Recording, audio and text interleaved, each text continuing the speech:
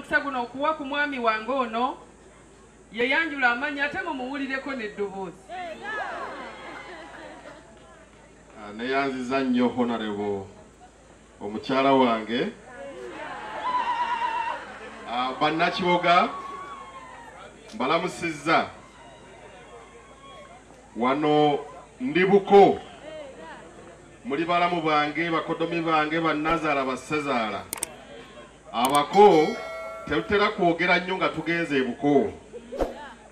Amanya tugume Moses Amoti omubito okuva ebunyole Masindi.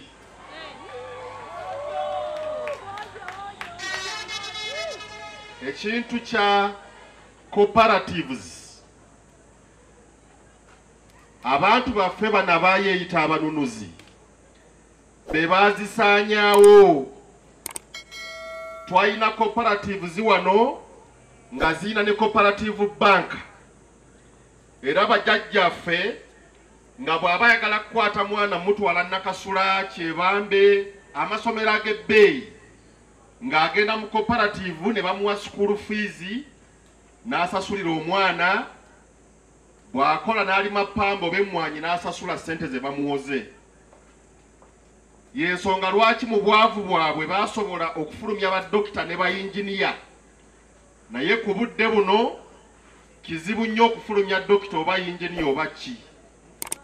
Nze ayogera ndi lawyer ku kya cooperative yaffe eno ebikwataganye n'amateeka nja kukola bulungi bwansi kubanga erwanira obuko.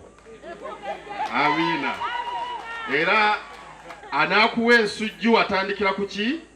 Ku bisunsa. Nsuubira nti mukyala wange bino byatandise okukola gakyali mabaga. Ebirungi ebirala bijja ogwange gwa kumuwagira na kumujjukiza nti abantu abakodomi bange n'abalamu bange wabasuubiza bino genda ekiboga obikole. Mbasiima mwebale nnyo kumwagala era mwebale nnyo kumuwagira. Tewirabira ku subscribinga ku Focus TV yange bingi